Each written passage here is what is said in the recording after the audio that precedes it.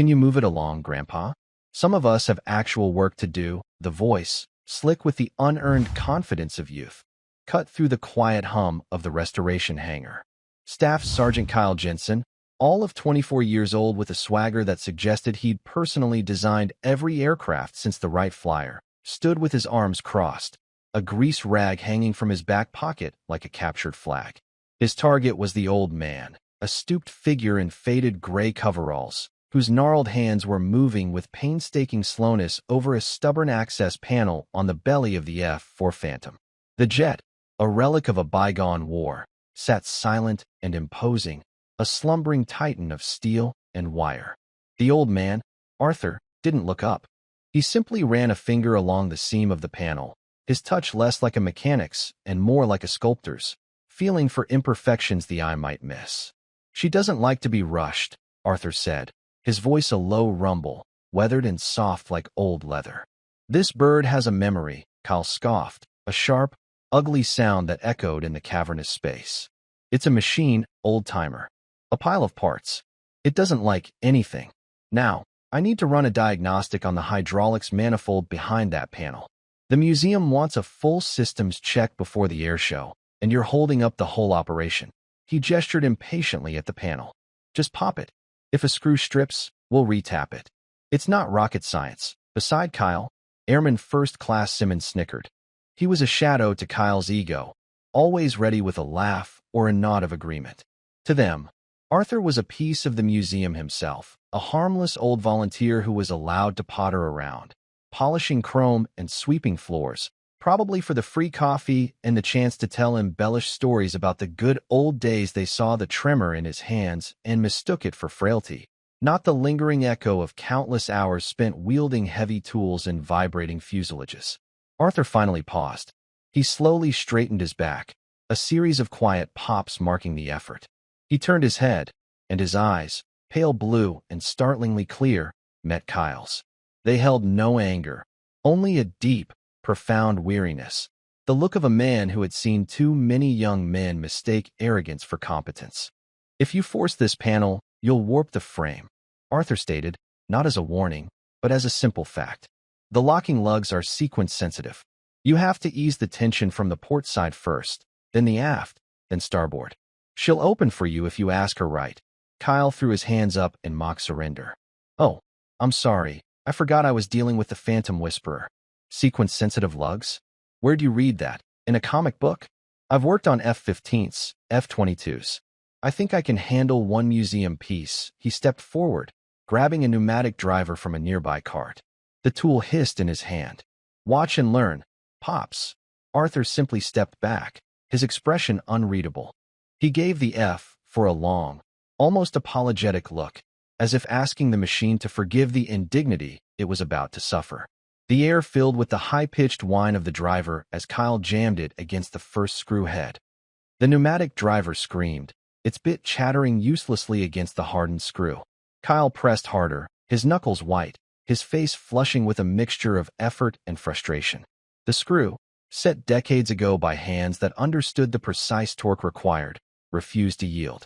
"Piece of junk," he muttered, pulling the driver away. A faint, silvery burn now marred the screw head. Simmons, ever the sycophant, chimed in. "They probably used some ancient alloy, Sarge. Stuff's probably fused by now." Arthur remained silent, his arms now loosely at his sides. He watched the young man, his gaze steady. There was a deep sadness in his eyes, a sorrow for the lack of patience, the brutal disconnect between the hands-on artistry of his generation and the plug-and-play diagnostics of this one. These boys knew computers and code, but they didn't know the soul of a machine. They couldn't feel the tension in a spar or hear the whisper of a faulty bearing. They saw a schematic, not a living, breathing creature of flight that had carried men through skies filled with fire. "Let me try something," Arthur said quietly, stepping forward again. Kyle, irritated and now slightly embarrassed, waved a dismissive hand. "No, I got it. Just need more torque." He switched the setting on the driver, the tool's pitch rising to an aggressive shriek. He slammed it against the next screw, and this time, with a sickening crack, the head of the screw sheared clean off, leaving the threaded shaft hopelessly embedded in the fuselage. A collective wince went through the small group of other restoration volunteers who had been watching the exchange. Kyle cursed under his breath, yanking the driver back and glaring at the broken screw as if it had betrayed him personally. He then turned his anger on the only available target. "See? Look what you made me do. If you hadn't been wasting my time with your voodoo nonsense, I would have been focused." The accusation was so absurd it hung in the air, thick and oily. Arthur's face didn't change, but a muscle in his jaw twitched. He ignored the outburst and knelt, pulling a small, cloth-wrapped roll from a pocket inside his coveralls. He unrolled it on the clean concrete floor, revealing a set of perfectly preserved, strangely shaped hand tools. They weren't the standard-issue equipment found in the base tool crib. They were dark, worn steel, custom-ground, and bearing the patina of decades of use. They looked more like surgical instruments than wrenches. He selected a thin, angled pick and a small, hammer-like object with a brass head. Kneeling by the panel, he began to tap gently around the frame, his ear close to the metal. Tap, tap, tap. Pause. Tap, tap. It was a delicate, rhythmic process, his movements economical and certain. Kyle watched with a contemptuous smirk. What's he doing now? Trying to knock and see if anyone's home? He sneered to Simmons, who dutifully chuckled. But the older volunteers, the graybeards who had real flight line experience from Korea and Vietnam, watched with a growing sense of awe. They recognized the technique. It was an old-timer's trick, a way of using vibration to settle misaligned components, something you couldn't learn from a technical manual. It was a skill born of necessity, in places where spare parts were a luxury and ingenuity was the only thing keeping pilots alive. The rhythmic tapping continued for another minute, a quiet, meditative counterpoint to the hangar's ambient noise. Arthur's focus was absolute, his connection with the aircraft palpable. It was as if he were listening to a story only he could hear, whispered through the cold aluminum skin. Then he stopped. He put the brass hammer down and selected a long, thin tool that looked like a dentist's pick. He inserted the tip into the infinitesimal gap between the panel and the fuselage, not with force, but with a gentle, searching pressure. He closed his eyes for a moment, his head tilted. Kyle rolled his eyes, about to make another sarcastic comment, but he was interrupted by a low, resonant click. It wasn't loud, but it was decisive, the sound of a perfectly aligned mechanism engaging. Arthur moved the pick to another spot. Another click. He did this twice more, at points corresponding to the sequence he had described earlier. Then, he put his tool away, placed his bare fingertips on the edge of the panel, and pulled. With a soft, metallic sigh, the panel swung open on its hinge, perfectly smooth, perfectly clean.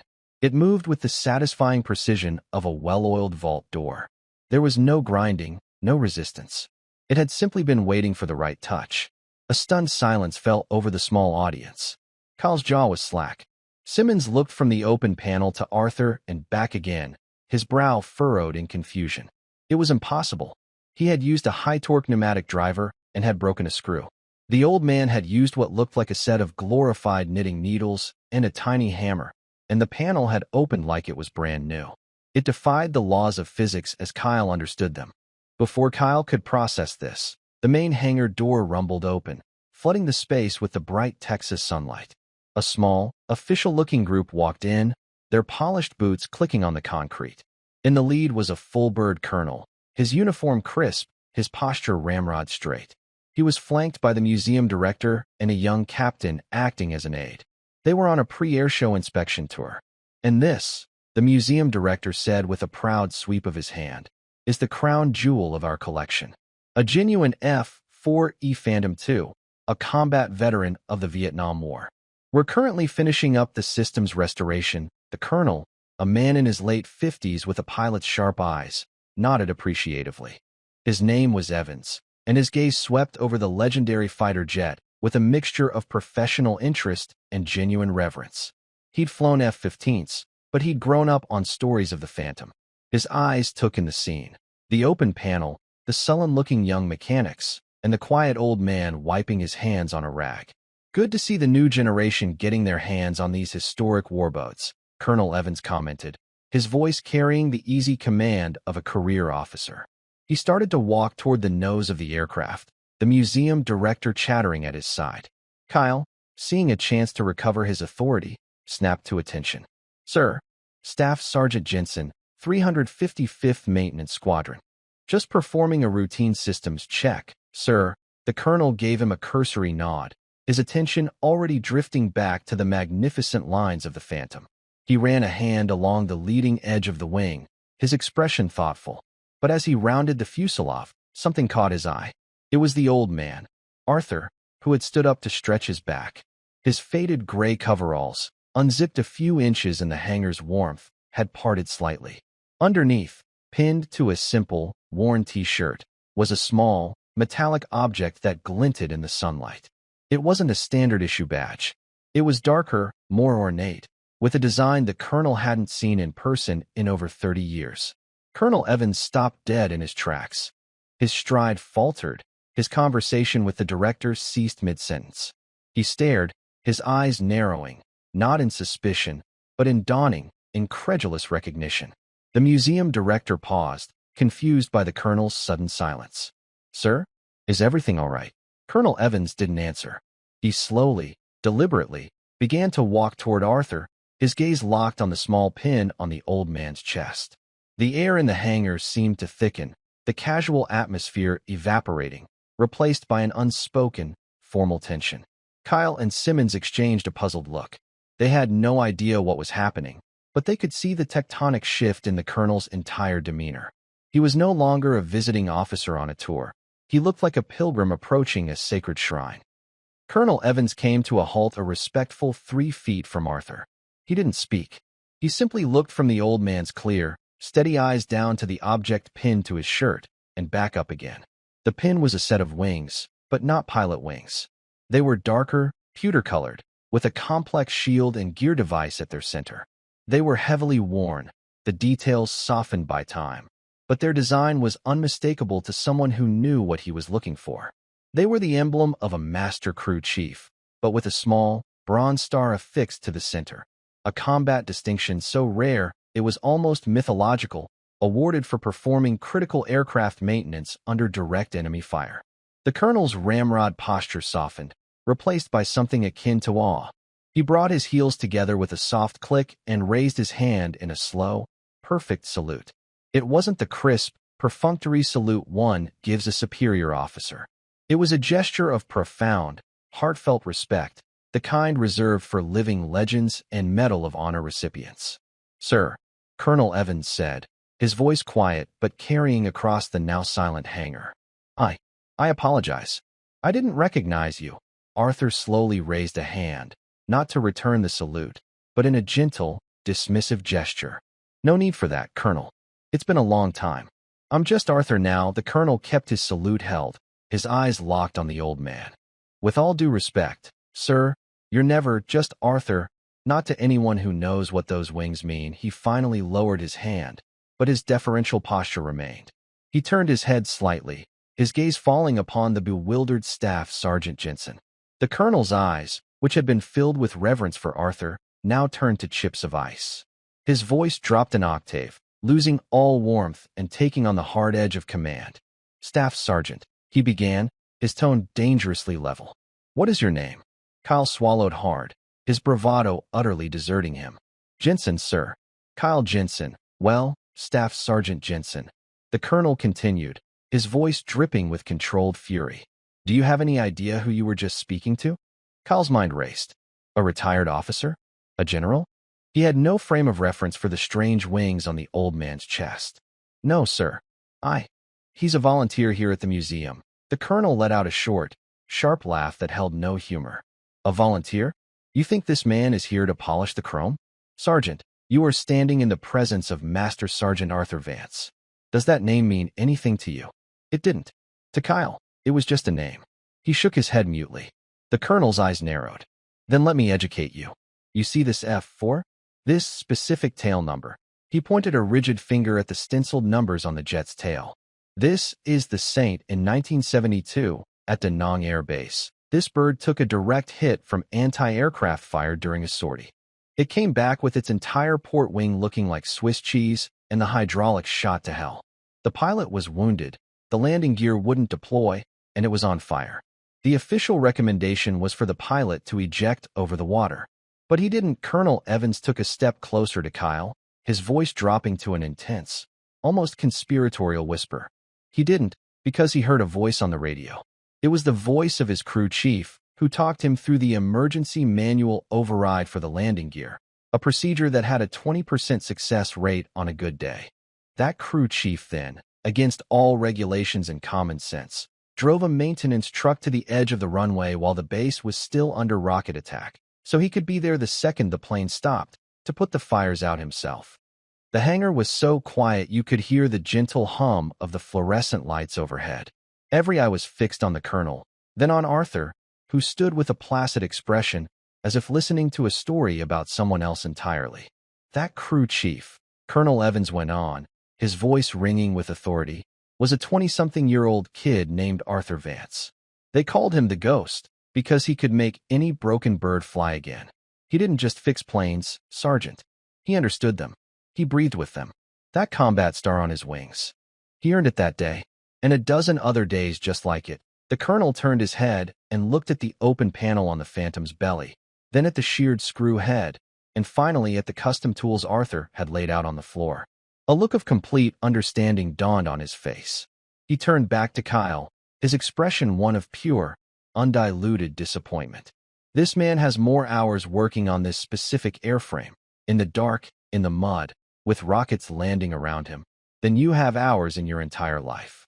He designed half the field expedient repairs for the F-4 that they later put into the official technical manuals. He's forgotten more about hydraulics than you will ever learn.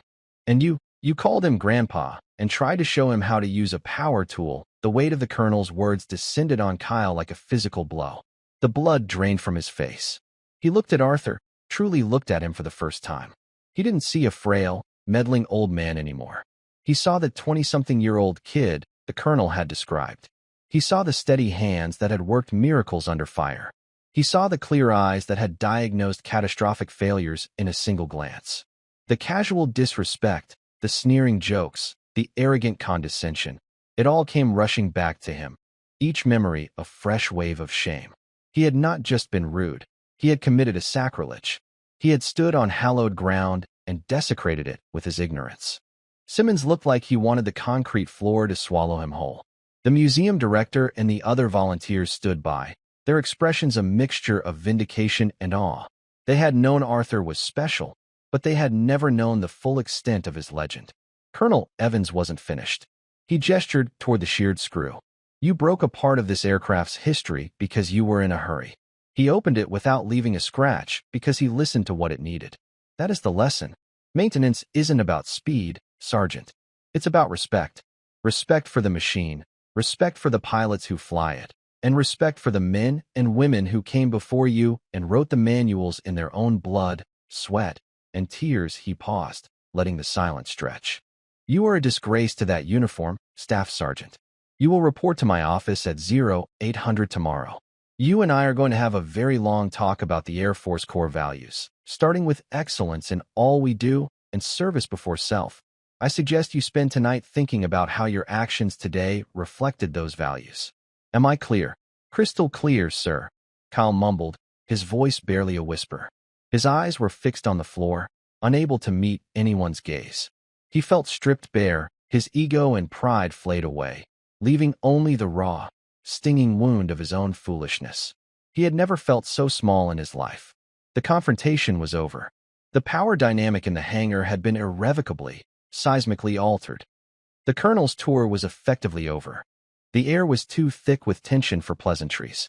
He gave Arthur another slow, respectful nod. It's an honor, Master Sergeant Vance. A true honor. Arthur finally offered a small, sad smile. Just keeping my hands busy, Colonel. Helps me remember. With a final, withering glare at Kyle, Colonel Evans and his entourage departed, their footsteps echoing a funereal rhythm on the concrete. For a long moment after they left, nobody moved. The only sound was the distant whine of a jet taking off. Kyle remained frozen, a statue of humiliation. He felt the weight of every eye in the hangar on him. He knew he deserved it. He had been arrogant, cruel, and profoundly stupid. He finally lifted his head, his eyes swimming with a shame so deep it was painful. He looked at Arthur.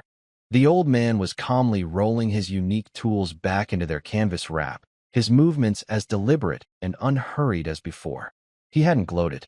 He hadn't said, "I told you so." He hadn't even looked at Kyle with anger. There was only that same quiet, sad dignity. That, more than the colonel's tirade, broke something inside Kyle. He took a hesitant step forward, then another. He stopped in front of Arthur, his hands clenched into fists at his sides. "Master Sergeant," he began, his voice cracking. He had to stop and clear his throat. "Master Sergeant Vance, sir. There's no excuse for my behavior. I was disrespectful. I was arrogant. I was wrong. I am truly, deeply sorry." Arthur finished tying the knot on his tool roll and looked up. His pale blue eyes seemed to look right through Kyle, seeing not the cocky staff sergeant, but the scared, insecure young man beneath. "We were all young once, son," Arthur said, his voice gentle. "We all thought we knew everything. The trick is to learn you don't before it gets someone hurt." He looked at the sheared screw on the fuselage. "Sometimes the machine has to teach you the lesson." Kyle flinched as if he'd been struck. I'd like to fix it, sir. If you'll show me how. I want to learn how to do it right." It was the first honest, humble thing he had said all day. The request hung in the air, a fragile offering. Arthur studied him for a long moment. He saw the shame, but he also saw a flicker of something else in the young man's eyes, a genuine desire to learn, a nascent seed of humility. He knew this moment could define the rest of this young sergeant's career. He could let him walk away in shame, or he could build a bridge. Arthur Vance had spent his life building and fixing things. It was what he knew. He gave a slow nod. "All right, Sergeant," he said. He gestured toward the broken screw. "First thing you need to know is that every problem tells you its own solution. You just have to be quiet enough to hear it. Now, go fetch me a number 3 extractor and a tap wrench. Not the pneumatic one, the hand wrench. We're going to ask this one to come out nicely." A wave of relief, so profound it almost made Kyle dizzy, washed over him. It was a second chance, a chance at redemption. "Yes, sir," he said, his voice filled with a gratitude and respect that was now genuine. "Right away, sir." As Kyle hurried off to the tool crib, Arthur turned back to the Phantom. He placed a hand on its cool metal skin, a silent communion between an old warrior and his steed. The lesson today hadn't really been about a stuck panel. It had been about remembering that the past has a voice, that wisdom is earned, not issued, and that the greatest strength is often found in the quietest, most unassuming places. The hangar was still for a moment, and then a new sound began. The gentle, rhythmic scrape of metal on metal, as 2 generations of airmen, one old, one young, began the slow, patient work of making things right.